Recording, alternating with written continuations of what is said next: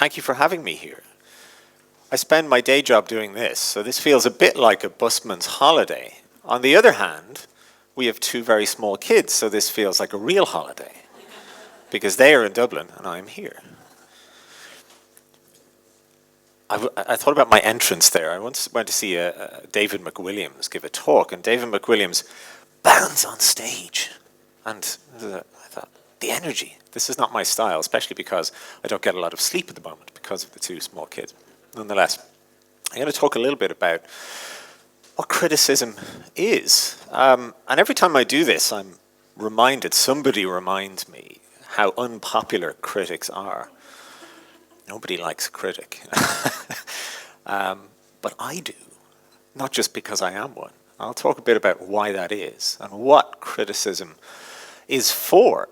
Whether you know it or not, I imagine you read quite a lot of criticism, one form or another, and that it does, one of the things that criticism does, helps you think. So I'm going to talk about what that is. Could I get my next slide, please? Thank you. This is the New York Times film critic A.O. Scott, who published a book a few years ago, and he called it Better Living Through Criticism. He argued that criticism could, in fact, enrich our lives. It's not actually that great a book, if I may put my critical hat on and briefly review it, but the point stands. I think he's right. Criticism can enrich our lives and make us not just better readers, viewers, listeners, but also, I won't go so far as to say better people, but perhaps people who live richer lives. I hope. This is the goal of anything you write. You want to enrich people's lives, I think. Could I get the next slide, please? Thank you. So why write criticism? This is what I do. I spend quite a lot of my time writing criticism. I didn't set out to become a critic. It happened by accident, and I'll talk about how in a minute. And I don't think anybody sets out to be a critic. You know, you don't. I ask my daughter, "What do you want to be what do you want to do when you grow up?" A literary critic. Nobody says that. And if somebody does say it to you, and they're someone in their 20s, "What do you want to be?" A literary critic. Then be very careful of that person. Be cautious. I was that person. I turned out okay, but it was a rocky few years there. Why write criticism at all? Well, the title of my talk is The Art of Criticism, so I am to some degree proposing that criticism is an art form in and of itself. Now, I'm not going to claim it's a major art form or even really that important an art form, but I do think it is a minor art form. Not just at the level of craft. When you write a review of something, there is a craft that applies. You have certain responsibilities. You have to describe the work of art honestly and fairly.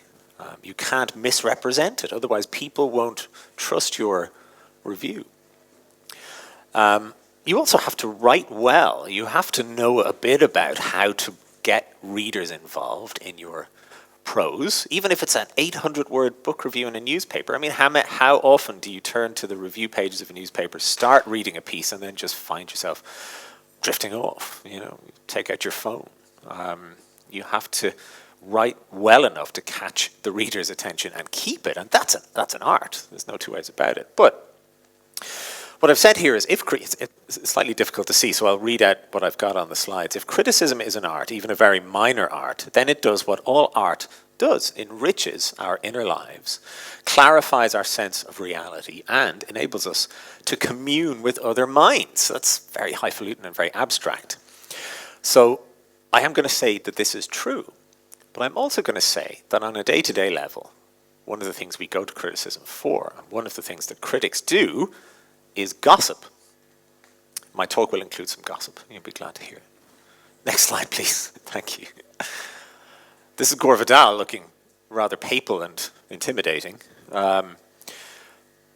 He called criticism, specifically literary criticism, book chat.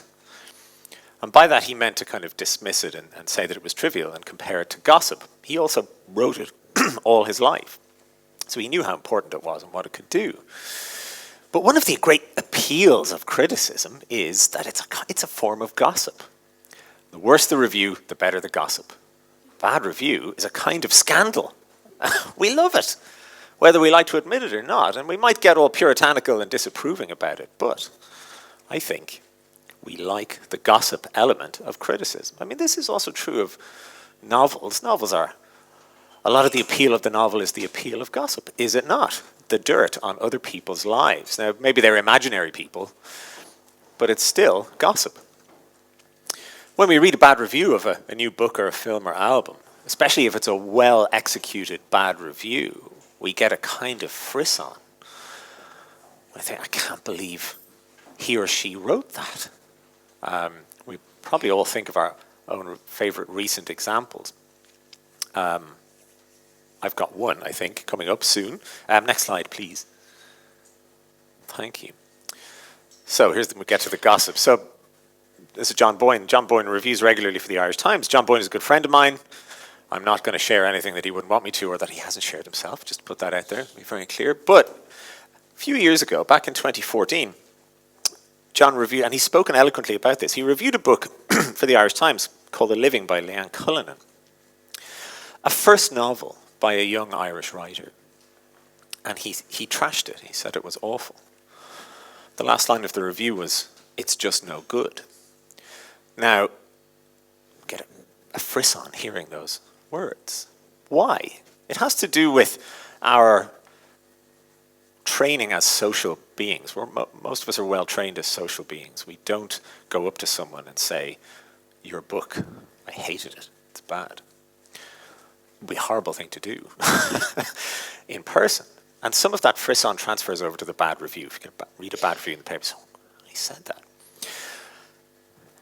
This case I'm mentioning, I'll just quote some of John's review. Don't worry, I'm going to do this to myself in a minute. The audacity of this novel's title, The Living, a direct counterpart to Joyce's most famous story, offers hope that Leanne Cullinan will bring some gender balance to the new company of writers, Irish writers. But sadly, The Living is built on such a shaky premise and populated by so many dim-witted characters that these aspirations are quickly dashed. Now, for a debut Irish novelist, first book comes out, nobody knows who you are. Almost, it's very rare that somebody would know who you are if you're a debut novelist. So the Irish Times review in Ireland is crucial. Your career can hinge on it. And if you get a bad review in the Irish Times, which everyone who reads books in Ireland reads the Irish Times books pages, they're going to say, "Oh, that doesn't sound very good. I'm not going to buy the book."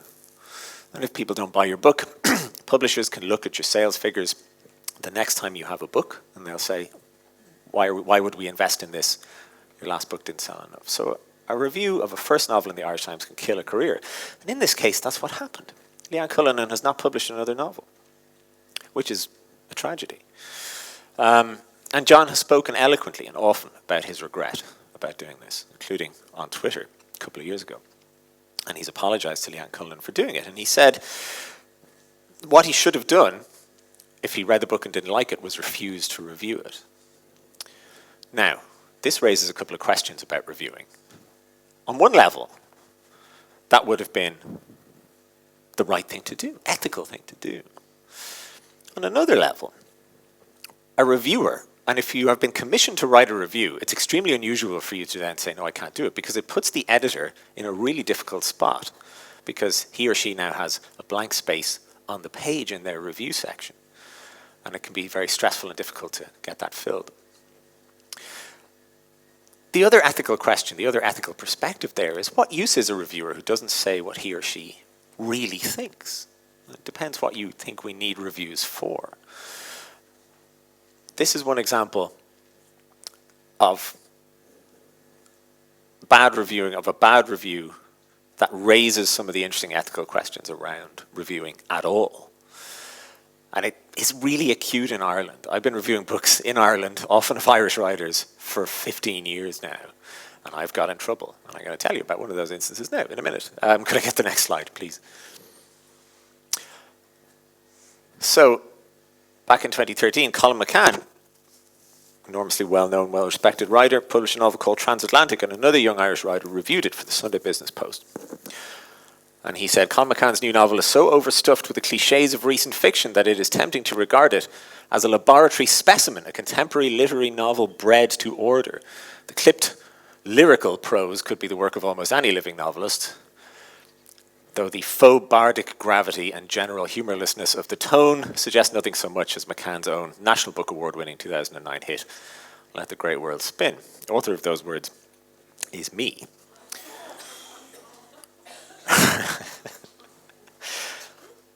2013, I was going through one of the largest emotional crises I've ever gone through in my life. And what I should have done, because I read the book, and I looked back at that book recently and I thought, what the hell is wrong with me? It's not that bad. It's not that bad. It wasn't to my taste. But I made it seem like it was some sort of crime against humanity. This raises another interesting question about reviewing at all, which is, I guess, the Heisenberg uncertainty principle applies. The observer changes the thing that is observed. The reviewer brings to the book at hand, the film at hand, the album at hand, whatever state he or she is in at the time of the review. And that's quite a wild card. You can't always achieve the sort of objectivity you might like. Sometimes you're going to be in the middle of an emotional crisis, and you've got to get a book, and you're going to take your crisis out on the book. That's one of the things that happened here. Well, this review came out, and I became very unpopular all of a sudden. Maybe I've never recovered my popularity, I don't know. But this is Ireland. Nobody says anything to your face. God bless us. We do it all indirectly. And it was done through my editor, the wonderful Nadine O'Regan at the Sunday Business Post. And she called me up and she said, all right, I've never told anyone this before, but when I submitted the first draft of this review, Nadine called me up and said, Kev, we've had the lawyers read this and we can't print it as it is. So that's how off beam I was doing that review. So this casts doubt onto the whole purpose of reviewing at all. If you can't trust a reviewer to be objective always, what is the point of reviewing at all? Well, we all grow and we all change our minds. And I would hope to write something about Colin McCann again in the future to redress the balance somewhat. But the point is, he was an Irish writer and I'm an Irish writer, and I paid a high social price for giving him a bad review.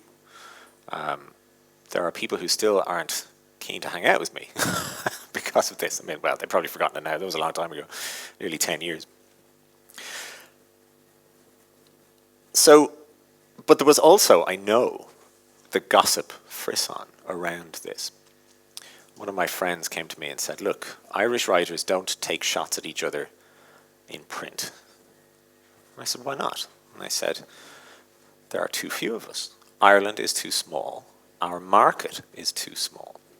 So reviewing in Ireland, reviewing books in Ireland, has a particular set of constraints that maybe you wouldn't have if you were doing it in London or New York or Australia or wherever. Ireland is small, we all know this. So I learned some lessons from doing this about reviewing. One of the things I learned was to ask myself before I started writing the review to what extent I was putting my mood on paper, to what extent I was being fair to the book I was reviewing. So that's useful. It's a useful thing to learn. Part of this talk is kind of partly designed to impart whatever wisdom I have about how to be a critic. So I hope that's one useful thing to do. What mood are you in when you write the review? If you just had a fight with your significant other, if you just come home after 3 pints at the pub, that's a terrible way to write a review. And believe me, I've tried. Can I get the next slide, please? Thank you. So this happened at a much bigger scale beyond Ireland recently when Lauren Euler, young American writer, reviewed another young American writer called Gia Tolentino for the London Review of Books. And in that review, it was a very long piece. Did anybody read it? Anybody come across it? No? It's really long. It's really good, intelligent piece of criticism, but it also includes a lot of personal attacks, including this line, which got quoted on the internet quite a lot. I get the sense that Tolentino must feel overwhelming pity for ugly women, if she has ever met one. Now, part of the reason this piece went viral and became so successful was that level of ad hominem kind of, attack. It's quite scathing. And the spectacle of two young American writers at loggerheads is good drama. However, good gossip, and that's often the spirit in which the piece was retweeted and quoted from, talked about. However, that piece also shows us how to do one of the things that criticism at its best can do and what it's for. Could I get the next slide, please? Here's a paragraph from that long review, which does include many rude comments, personal comments about the author, but it also does something else. It does this. So Euler writes, the important question lying behind many possibly intractable issues is whether people are serious, whether their stated beliefs are authentic or merely devised to achieve a certain self-presentation or outcome. Campaign polls, social media, progressive politicians, populist politicians, journalists invoking free speech and democracy, quack doctors invoking science, your Facebook friends invoking quack doctors, skincare, astrology. Clearly, not everything is what it seems, but it's hard to tell what it actually is. Now, this isn't strictly an assessment of the book under review, but it is an assessment of the culture of which that book is a part. And it addresses something, I think, real and true about our moment now, not just in America or the UK, but everywhere the internet has percolated.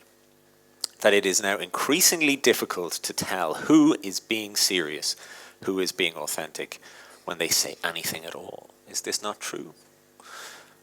You read that paragraph and you think, yes, you have framed for me very clearly something I kind of knew but wouldn't necessarily have been able to articulate quite that well myself. And that's one of the really important, crucial things that criticism can do. As a critic, you are being given, on a regular basis, chunks of the culture are coming in through your door or into your inbox. A new Netflix series if you're a TV critic, a new novel, a new non-fiction book if you're a book reviewer, a new album. These things are not produced in a vacuum. They're produced in a culture at a given moment, and they can often help us think about what is going on with that culture in that moment. And that's what Euler does in this piece. Could I get the next slide, please? Thank you. So this is one of the things that I'm going to argue strongly in favor of criticism. This is what criticism does. It identifies the big public stories that our culture is currently telling itself. And it asks, is this story true? Is it useful? Or is it false? Is it covering up something we don't want to admit or think about? Good critics, great critics, know that stories are not confined to the pages of novels, that we tell them as a culture all the time. We saw this during the Celtic Tiger, where Ireland told a story to itself about itself, that we were the country that had successfully become a modern 21st century liberal democracy, and that our economy had saved us from, take your pick, the poverty of the past. And that story was very powerful, and we all kind of wanted to believe it, even people like Fintan O'Toole or Morgan Kelly, who came along and said, well, hang on a second. This story is bullshit, and here's why. The story, they recognized the power of the story. And Morgan Kelly became famous. He was an obscure UCD history professor. He became famous for writing a couple of short pieces for the Irish Times saying, our economy is built on cheap credit, that's not going to last forever. We have a housing boom that's going to burst around about 2008. And everybody said, shut up, Morgan, you're ruining the story. That's what critics can do at their best. Notice what story the culture is currently telling itself. It's never just one, there's always lots. And say, well, hang on, is that story true? Do we have any proof that it's true? Is it useful? Maybe it's not helpful. Maybe it means we can't see a problem that's coming down the tracks. Critics who do this are often really unpopular because they're the ones who come along while the story is at its most authoritative and say, this story is just a story. Nobody necessarily wants to hear that. Critics know that one of the things we all do to get through life is tell ourselves stories about ourselves. I was this and now I'm this. There are so many. Those stories are often illusions, but often they're not. But the critic is the person who goes, that's just a story. Let's look at the facts. So reviewing books or anything else therefore offers a chance to write about the ways in which we think about ourselves, the way in which we tell ourselves stories about ourselves, whether we're right or wrong. That's one of my arguments in favor of criticism at all. Next slide, please. Thank you. So what I'm talking about, to put on some of my academic hat, briefly, I try not to wear it that often, if I can avoid it. Critics look at cultural narratives, the big stories that we tell ourselves at any given moment. Here's an example from this year. A young critic called Jack Sheehan took to task an old critic, Fintan O'Toole, in a magazine called The Baffler. And The Baffler is not an Irish magazine, so it's very interesting that he had to go outside Ireland to publish this. Whatever that says, I don't know. But in it, he read Fintan O'Toole's, to my mind, excellent and enjoyable book, We Don't Know Ourselves, came out late last year. And looks at the story that he thinks O'Toole is telling about Ireland and says, well, hang on a minute. Is this story useful or true? I'll read this relatively quickly to get a sense of what he's doing. One of the strangest tics that afflicts the Irish people is a tendency to imagine that they are perfectly unique. This is true. I was thinking of this myself. I was driving down here and I thought, God, I love Ireland. This is the sanest country in the world. Because it has a literary festival in every town. I would love that. That's just a story, you know. Ireland is Ireland. It's a country like any other. Anyway, there is no occurrence so mundane that someone will not declare it could only happen in Ireland. O'Toole has spent many years psychoanalyzing the Irish, and he too seems to regard us as one of a kind, particularly in our ability to hold dissonant or contradictory beliefs. On clerical abuse, the Irish have, quote, a genius for knowing and not knowing at the same time. Large-scale tax evasion and fraud becomes, quote, bad Irish fiction run rampant. This view is parochial, says Jack Sheehan, and the evidence presented for it very weak. Most, perhaps all other nations engage in cognitive dissonance, doublespeak, and hypocrisy, and many peoples find creative and unusual ways to evade censorship. There you go. That is a story we like to tell ourselves. We are unique. I remember my late dad during the collapse of the economy in 2008. At the dinner table, he'd just been reading some Kevin Myers editorial in the paper, and he was getting very worked up, and he said, it's Ireland, we're the most corrupt country in the world. And I said, what about Russia? And he said, no, we're worse. I was like, we're not worse than Russia. Anyway, those are the stories, and we can tell ourselves those stories, or we can stop and go, wait a minute, what's the reality? Next slide, please. One of the most important bits of writing about this whole idea of stories shaping the way we think about ourselves is Joan Didion's from her great book, The White Album, from 1979. And that book begins with a famous sentence, we tell ourselves stories in order to live. It goes on, I won't read the paragraph, it goes on too long. But what Didion means is that if we were to look at reality unstoried, if we were to see through all of the narratives that helped us understand who we are, or think we understand who we are, where we're going, what kind of a place we live in, what kind of a world we live in, we would see that there is only what she calls a shifting phantasmagoria. That's our actual experience. She says, we live entirely, especially if we are writers, by the imposition of a narrative line upon disparate images, by the ideas with which we have learned to, what is that word? It's too blurry. Freeze, thank you. The shifting phantasmagoria that is our actual experience. And I think good critics always try to bear that in mind. We tell ourselves stories in order to live. Because if we don't have some story that we're telling ourselves, we find it very hard to make sense of the world. So this is one reason critics are unpopular, because they start to puncture all the balloons at the party. That's not true, it's just a story. It was, leave me my story, I need it to live. People do. Next slide, please.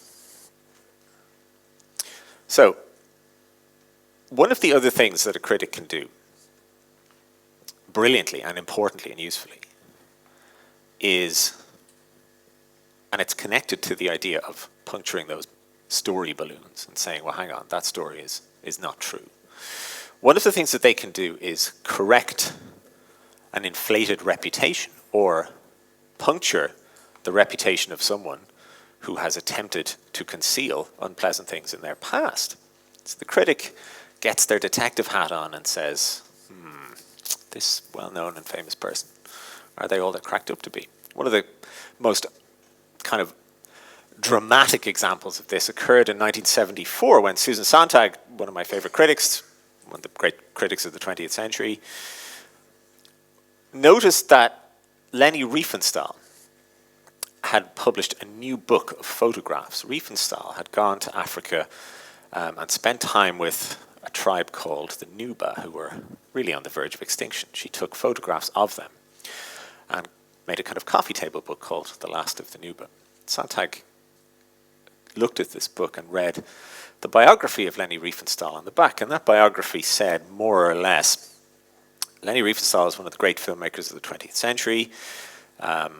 During the Nazi period in Germany, she fought with Goebbels' propaganda department to make her movies, and then fell out of favor with the Nazi government and went into internal exile. And Sontag said, all of that is a lie.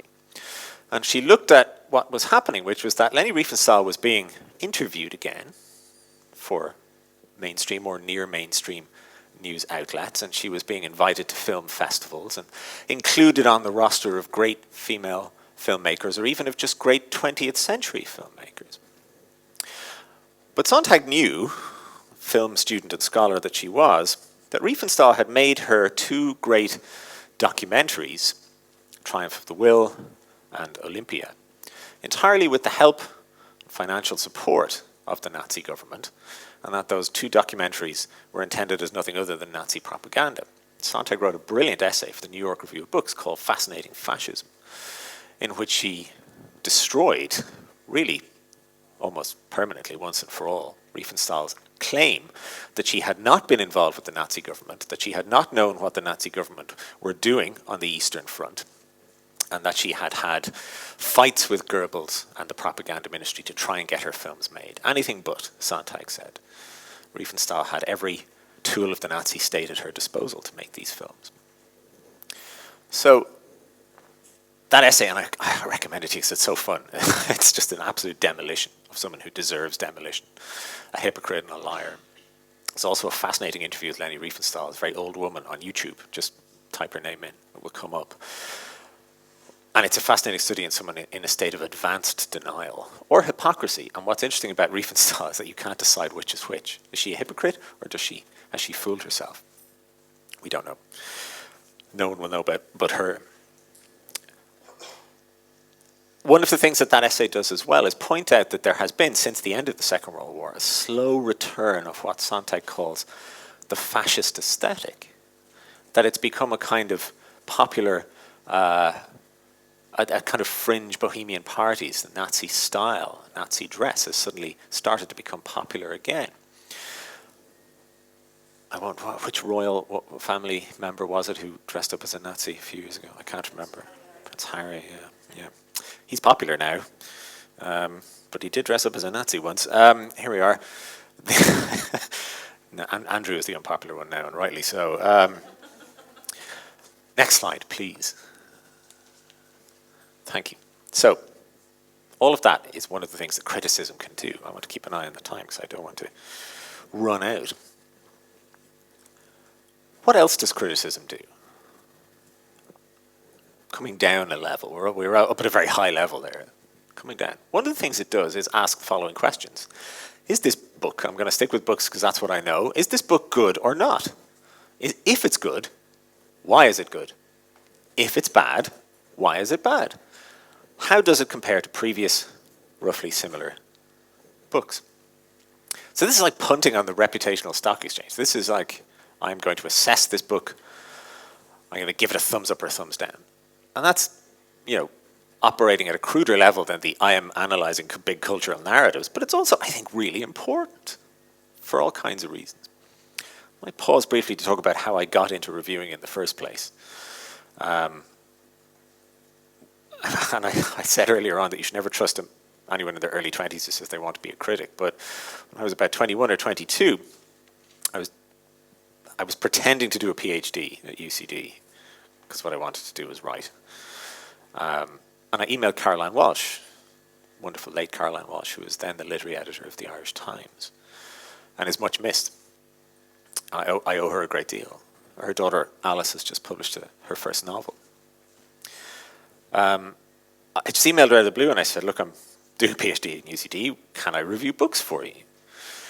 What Caroline did in those days, it's not Martin. I don't know. Martin Doyle is the current literary editor. I don't know how he would respond to such an email. He's very nice, but I don't know what his response would be. But Caroline's response to me 20 odd years ago was to say, all right, we do these paperback reviews. They're 250 words. That's nothing. I'll send you a book and you can review it. 250 words. I said, okay, great. And what she sent me, this was genius, was a 900-page history of Scottish literature. 300 words, or 250 words I had. And I think I was paid something like €25. So what she was doing was, seeing if I really wanted it and if I was going to slog through that. And I slogged through those 900 bloody pages because I did want it. Fool that I was. And I wrote my 250 words. That was printed. And then I did a few more of those, and they got shorter. Every time she sent me one, it got shorter. And the last one I did for those kind of paperback reviews was like 120 pages. So I figured I was being very gently, I was passing a series of small tests. But then that kind of, I started writing novels, or trying to write novels. I wrote one very bad novel when I was doing my PhD, or pretending to do my PhD. Which was so similar to Jonathan Franzen's The Corrections that I gave it to a friend, and he just crossed out the title page and wrote The Connections. It's very similar. But then I wrote Bad Day in Blackrock, and that came out, and and Caroline rang me up because she had my number because I'd been doing these tiny reviews, and said, "Will you review the new Ross Carl Kelly?" And what I should have said was no, and I've spoken to writers wiser than me who've got that call and said, oh no, I don't want to get into reviewing. That's a whole thing. But I was not wise. I was 26 and I said, yep, I do. Because I love Ross Carl Kelly. I wanted to write about him. I've written about it several times. And I did the review. And in that review, I argued that Irish fiction, this was 2008, and I said Irish fiction should stop being about fields and priests and should start being about lattes and iPhones. And a lot of people gave out to me for doing that. But that is what happened to Irish fiction anyway over the last 12 years. I needn't have worried. And that was kind of it. Caroline kept calling me up, kept asking me to do reviews, and I kept saying yes. And then other editors saw that I would do this. And this is what happens, right? Editors, wonderful people. I've never met a newspaper culture editor who wasn't an absolutely wonderful person. I don't know why that should be. It's a kind of job that just attracts wonderful people. And they see you can do it and they go, aha, because they're hungry for content. They want words and they want reviews. And if you can prove that you can submit a review on time of a 900-page book about whatever, that's it. You're kind of trapped. So since 2008, I've reviewed, I think it's getting up around 400 books. And I think I probably need to take a break at this point. I'm starting to go, whatever the intellectual equivalent of snowblind is. But that's how I got into it. But what drew me to it, in the largest sense? Well, it was not a noble impulse to interrogate big cultural stories or to talk about it. What drew me to it was that I wanted to figure out for myself what made some books good and some books bad, or what made them work or not work. because I wanted to know how to write good books myself. So I had a personal vested interest in reading as much as possible and in ascertaining what constituted, according to me, a good book. And that was what I did. And that was really helpful in a way. It was about 7 or 8 years into my reviewing careers, which as it was, when I realized that what happens when you review a lot over a long period of time is that you don't figure out what makes a good book necessarily, but you do get an encyclopedic knowledge of what makes a book terrible. All the possible mistakes, all the possible faults, you start to just catalogue. And you start to kind of go, well, actually, most novels, most anything, they're not as good as they should be once you start looking at them critically. Anyway, you get jaded and cynical. That's by the by. More on that or not, perhaps. But I do want to talk about this, the evaluative aspect of writing criticism. Is this book good or bad? Can I get the next slide, please? What I want to actually do is... Oh, I've left a header up there. Sorry, guys. Good and bad. Are these really the words we want? When I started out, they were. I was like, what is good? What is bad? I was very fierily puritanical about this. But are good and bad not too categorical? What I think is good, you might not. What I think is bad, you might not. How then should we proceed in thinking about this? Can we not get, as Nietzsche put it, beyond good and evil? If a friend who says, if I'm giving out about some new film or book or something, he says, yeah, Kev, but let's get beyond good and evil here. By which he means saying something is bad or good only gets us so far. We need to do more than that. Which leads us to the question of taste. Whether I like something has no necessary bearing on whether you like something or will like something. Could I get the next slide, please? The ancient Roman saying, de gustibus non est disputandum, there's no accounting for taste. In the final analysis, this is true, and no one can argue with it. There is simply taste at the end of the day. Some people might think Shuggie Bain by Douglas Stewart is a wonderful, moving novel. I think it's rubbish, and said so in the Irish Times. And would say it again, given the chance. But this is what I mean. De gustibus non est disputandum. There is no accounting for taste. My opinion, in the final analysis, has no more validity than anyone else's. All I do is spend more time thinking about what I like. There's no accounting for taste, or is there? Next slide, please. There is an argument for the critic as someone whose taste should have more weight. And that is because every art form has its traditions. There is the history of that art form. And what that also implies is that every art form has codified rules of practice. These aren't arbitrary. They've been figured out over many years, centuries often, maybe even millennia. What constitutes something done well and what constitutes something done less well? The novel as a form is about 4 centuries old, give or take, with other examples scattered throughout history before that. In that time, a lot of people, many of them great novelists, have thought in great detail about what makes a good novel. You as the critic, if you are going to be a critic, you need to have some familiarity with what these writers have said and what they have thought, because it gives your opinion more weight. If you can say, well, here's a new novel. Obviously, it's not as good as, say, Henry James's The Portrait of a Lady, but it does something similar to what James did in that novel. And that's, we can talk about whether or not it succeeds or fails, partially in those terms. Or you can read a new novel and say, well, look, this novel is full of cliches. It's all the day was stiflingly hot, or it was bitterly cold. Many novelists, Vladimir Nabokov, Henry James himself, Gustave Flaubert, James Joyce, have all argued that cliché has no business in a novel that wants to give us a fresh emotional experience. So you need to know that. You need to be able to identify when a novel is failing in that way. You also need to know So you need to know that the rules exist, but you also need to know that art forms come along and break those rules all the time.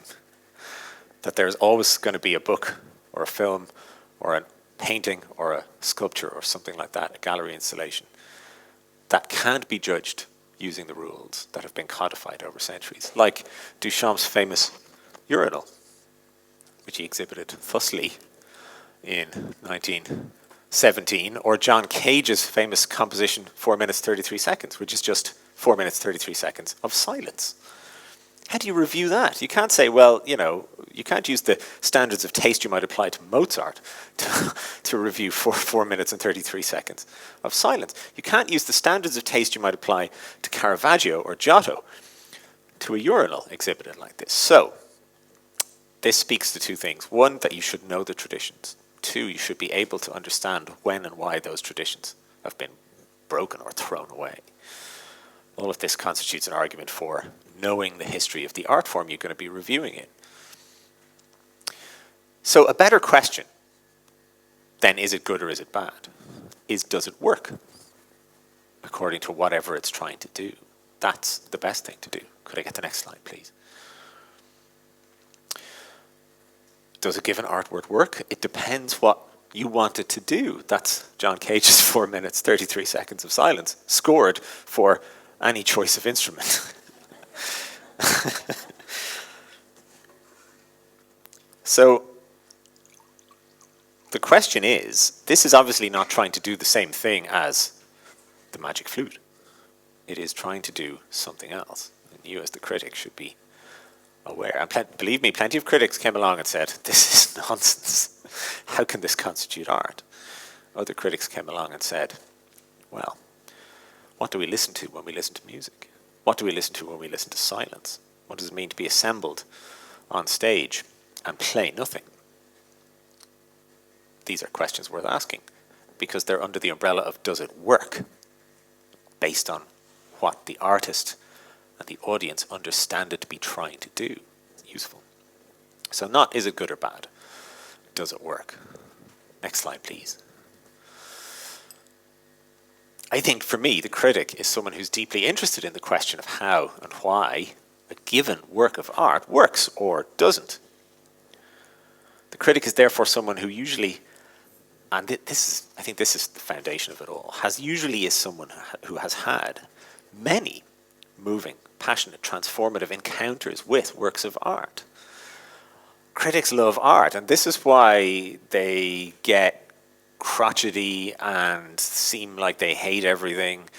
It's because what they want is the same transcendent experience they had when they first began to get to know the art form that they write about.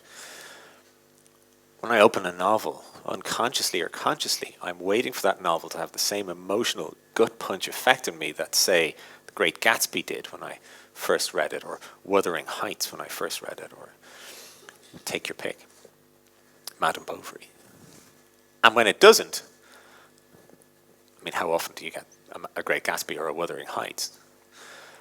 You start to go, this is disappointing me. So often a critic is someone who has to negotiate their disappointment that they haven't been given that transcendent experience of art that they're looking for. But they're also driven by a real hunger and a real curiosity to know how that transcendent experience was created in the first place. How did they do that? I was thinking about this when I heard yesterday that Hilary Mantel had died. And I remember reading in a bookshop years ago the very first page of a novel of hers called Beyond Black. Anyone read Beyond Black? Phenomenal book. But I had not read it, and I picked it up. And on the first page of that book, she describes an orbital road near Heathrow and a field beside it. And she describes the sheep in that field, and the quote is, "Their fleece clotted with the stench of aviation fuel." And I thought, how did she know to write that? How did she notice that, or think of that, or imagine that? Because it's stunningly true feeling. So I went on to read a lot of Hilary Mantel, try and figure out how she did what she did. I'm still none the wiser, really. But I think I've learned some things along the way.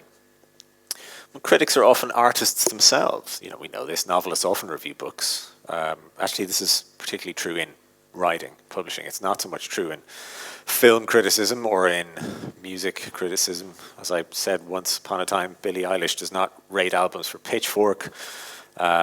Christopher Nolan doesn't have a regular reviewing column in the Guardian, although I'd read it if he did. Because writers are writers, they get asked to write. They get asked to write reviews, and this is how it happens. This is why writers are much more bitchy and fevered all the time than other artists. Someone, I can't remember who was asked years ago. It was like, it was John Kelly or Mark Kermode, someone who had spent years interviewing different kinds of artists, and he said, who are the happiest artists? And they said, oh, film directors, absolutely. Film directors are they're just happy people because they're having fun all the time. Novelists are not like that. They're not having fun all the time. That's why they're not happy. So I guess become a film director is the moral of the story. Next slide, please. So, how do you become a critic? I've kind of told my story, which is that basically you pitch editors. I'll talk about that again in a minute.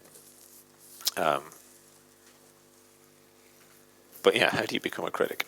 The first thing you do is that whether you do it deliberately or accidentally, you learn the tradition of the art form that you're criticizing. If it's fiction, you read everything as much as you can, and you keep reading. And I don't just mean you don't just read highbrow stuff. You read everything. Science fiction, thrillers, romance. I read whatever, because everything contributes to your knowledge and your sense of what works and what doesn't. And you read other critics. I mean, you probably all do this already, but I love reading criticism. I find, for some reason, I've been trying to figure this out for years, and I don't know why it's true, but criticism is, for me, the most relaxing thing to read. This might seem odd. Maybe it is odd. Maybe I'm weird, but I do. Why? Because a good critic, is very hospitable to read. They want you to have fun. They want you to learn something. It's like a friendly conversation. Read good criticism. I think that's it. Next slide, please. You do your best. Time-wise, we are good, yes. I think this is important, to gain knowledge of other art forms. Don't just stick, if you've only read novels, your knowledge of the history of art at all will be pretty limited. So watch films, listen to albums, classical music, read poetry, whatever. And read criticism of those art forms. Some of the best critics are not literary critics at all. There's a guy called Ian Penman writes music criticism. He's phenomenal. Sontag wrote about dance, film, stage, everything, all her life. Next slide, please. The point being to develop a sense of what are the major questions raised by your art form. What does the novel talk about? The novel talks about love and money. Almost always. Find me a novel that's not about love or money. I dare you. What are the big questions raised by cinema over the last 50 years? You could say American power is one of the big questions raised by mainstream cinema over the last 50 years. So many films are about the ethics behind American power, whether they know it or not. Almost all Marvel films are guilt-ridden exercises in American military propaganda. They know it's wrong. They do it anyway. Are we superheroes or are we not? These the questions raised by that. Anyway. Bigger questions, tradition versus experimentalism, the avant-garde, which is better? In painting, representation, photorealism versus abstraction, which is better? Why did one arise? Why did the other arise? Didacticism versus sensation. Should a novel teach you something or should it give you fun experiences? All of this kind of stuff. The beautiful versus the good. These are the big questions raised by any art form. Next slide, please.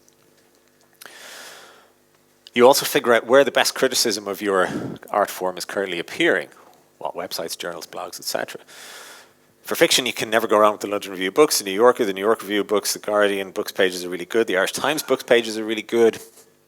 The New Left Review does really interesting left-wing criticism of contemporary fiction and other art forms. The point being to develop an awareness of where the conversation currently is, because as a critic, you're coming into a conversation and you're saying, well, here's what I think. So you wouldn't just barge into a conversation and start shouting. You'd wait until you hear what other people think first. Well, some people do just barge in. Next slide, please. So, more practically, how do you get started as a published critic? So a few years ago, I would have said start a blog. This may still be true, although blogs have changed somewhat. Now it's the Substack model, which is a kind of paid subscriber model, is now where most critics are doing some of their kind of pre-publication work. So start a Substack, review what you want. Use social media to your advantage. Follow critics on social media. Critics love Twitter. Twitter is for jaded hacks. And journalists and publishers and authors, they love it. Why? Because they want to stew in their resentment about other people being successful. Twitter does two things if you're a writer. It shows you other writers being successful. And then it gives you a chance to boast when you're successful. And then, of course, it allows you to gossip. People love gossip.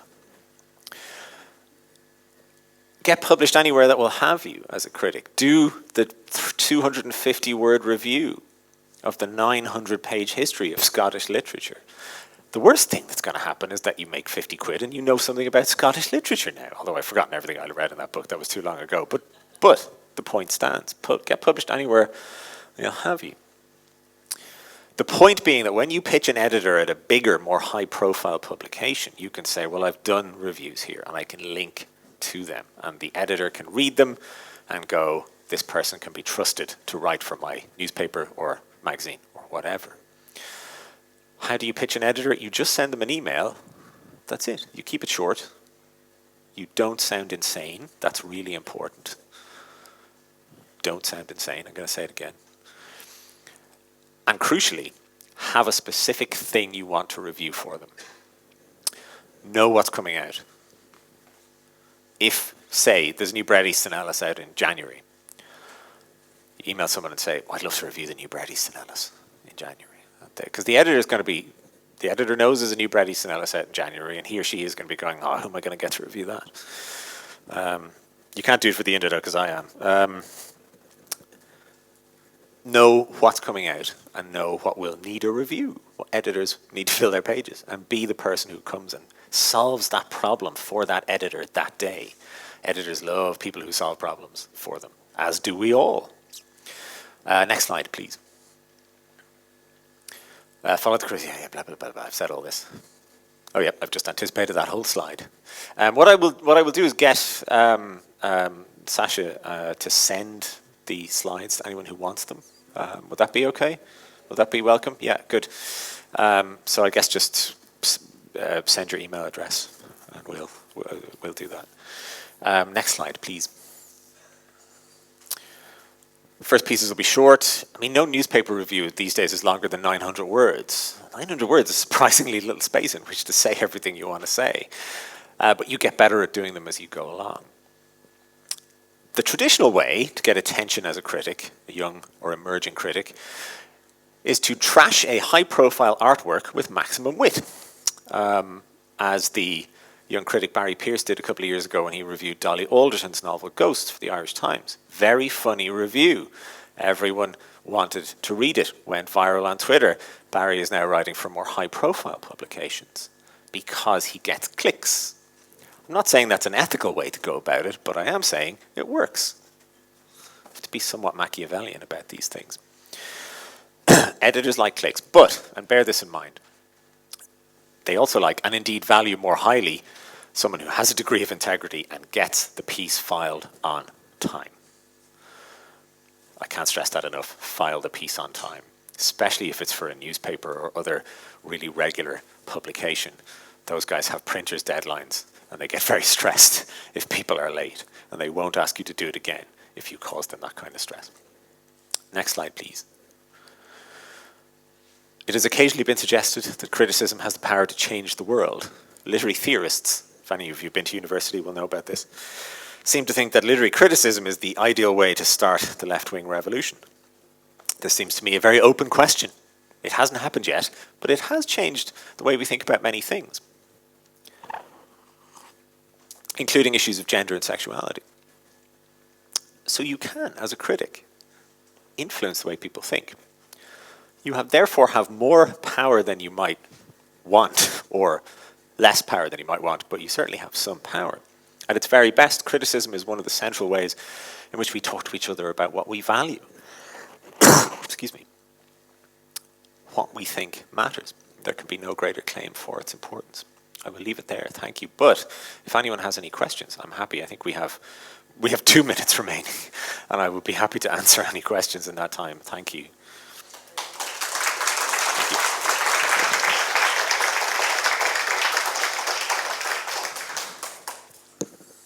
Yes. Sorry. In McEwan's book recently. Yes. And you made a comment at the end of the review that you don't think young people are reading McEwan or would now be attracted to him. And that's not something that ever occurred to me. So I was just wondering, would you say a little bit more about that, maybe? Oh, that's a big one. Thank you. Well, there's been, in my lifetime, in the lifetime of my career, which is, say, 20 years old at this point. Oh, dear. Oh, dear. Okay. There's been a massive shift in what we value as readers and what we want to publish. Massive, absolutely, completely. It's all over. So when I started out, McEwan was Atonement had just come out. He was where it was at. Now, this is in part a natural process. Writers get older. He's in his 70s now. And people coming along in their 20s aren't necessarily going to want to read the ruminations, the retrospective ruminations of a 74-year-old man. That's fine. However, I do think there's been a huge political shift in how we read, and it's not always good. By that, basically what's happened is we now read books primarily for their politics. I think that's kind of nuts to me, because books are a great way of thinking about politics and talking about politics, and can be read through the lens of politics, but there's so much other stuff as well. One of the odd things that's happened over the last 20 years is that politics has crept into every sphere of life, every single corner, and has shaped the way we think in all kinds of ways, so that every time we read a new book, we're alert for whether it has the right attitudes on certain issues. And to me, that seems like we've lapsed back into a kind of the Puritans used to read books this way. Is this book ideology? Stalin's secret police used to read books this way. Is this book politically okay? We don't. I think we've lost a lot. We don't. McEwan's a liberal. He's a bourgeois liberal. There's no two ways about it. Whether you think that's a good thing or not should have a bearing, or some, on how you read his novel, but it shouldn't be the only prism through which you see him, I would argue. But that's me. I hope that answers your question to some degree. Does anyone else have? Hi.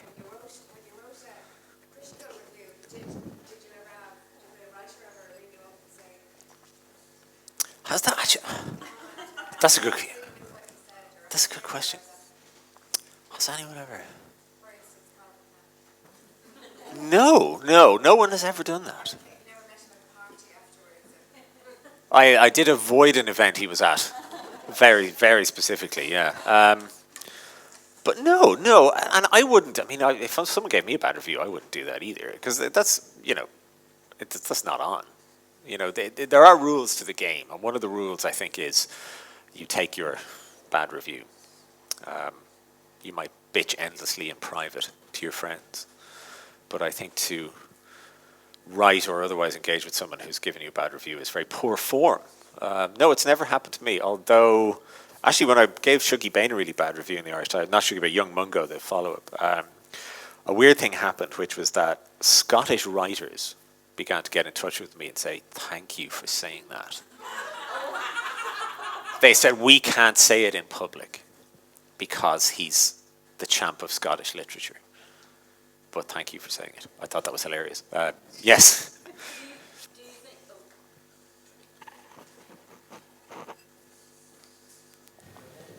Just following on from that, do you think that someone like McCann or like the Young Mungo, I can't remember the name of the writer, but obviously they were successful writers. Do you think that they're kind of fair game more than a young debut? Oh, big time, yeah, absolutely, yeah. Douglas Stewart has sold like 2-3 million copies of his books. Of course, he's fair game. Absolutely, he's fair game.